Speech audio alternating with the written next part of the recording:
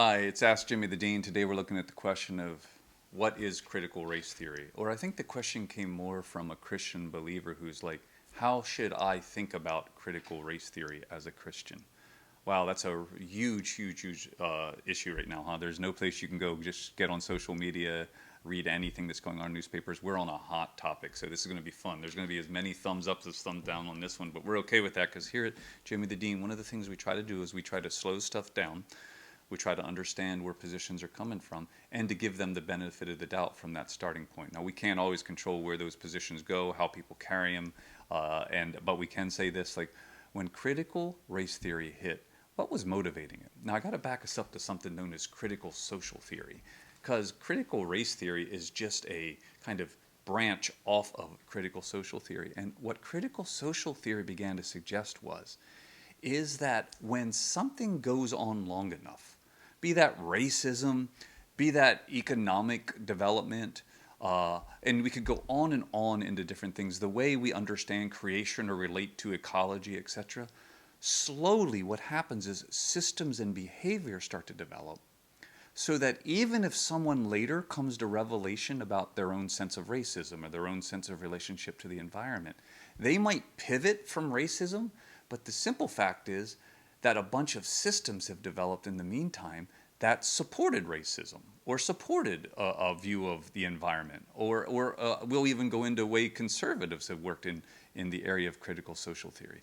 But I'm simply suggesting that the core argument of critical race theory at this moment is, hey, you're a racist as a white person who is unaware of the fact that the very systems, the way you get a mortgage, the way you might even get a bank account, the way school systems are set up, the way voting laws are set up, you are part of a system that developed when racism was more widely accepted, and that now it's those very social systems that need to be addressed. And if you're not helping to address them, you are still racist.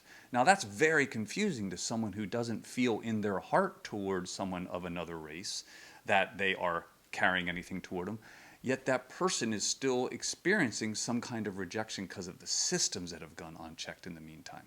That's the core argument. So I do believe that any of us who are sitting and hearing the fact that we might be being called a racist in the midst of this, wow, that is so wildly offensive. Just so you'll understand that it is actually a different frame that's being put on things, that you are part of a racist system and therefore you have to take an active position against it. And so that's a bit of where you're seeing some of the strength and vehemence behind it. Now, I share that with you because I want to remind you that critical social theory has been held by conservatives and progressives alike, right? Think about the way conservatives sometimes think about this. You might think about the way you think a form of evolutionary or Darwinian thought is being taught to your kids in school.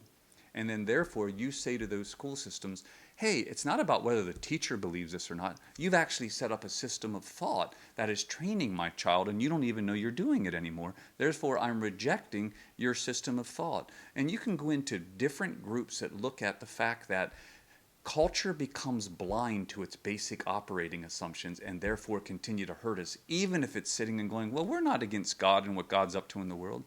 A conservative view of critical social theory could say, but you don't realize what you're doing to our kids in your school anyway. And so therefore, you're wrong for doing it. So I just want to remind you, just as we journey into this, critical social theory happens from all angles, from everyone. But we're at a particularly challenging one because critical race theory is looking at the average white in the United States at this moment or in North America and suggesting that we are unconsciously operating in a form of racism. And you know what? I have to slow myself down and see if I am complicit in all of that.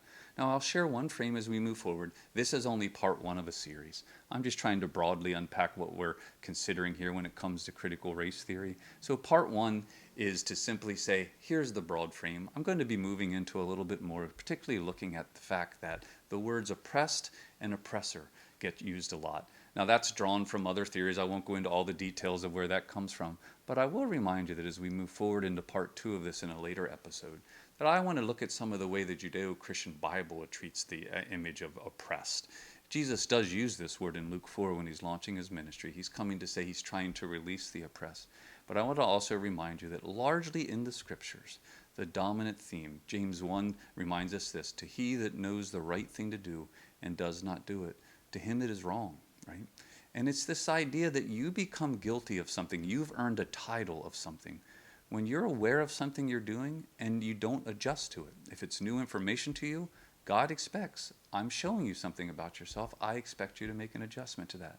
This seems to be much more of sin, innocent or wrong and sinner become the frames in the scriptures. And we want to talk about this a little bit more in the weeks ahead, because it does play into the way we understand critical race theory and the way we share our opinions in the world. So look forward, I hope you do, to part 2 of this episode on critical race theory. And in the meantime, subscribe to jimmythedeen.com/ask if you want to send us a question, jimmythedeen/subscribe if you want to hear from us every week when we post a new video. Look forward to seeing you for part 2.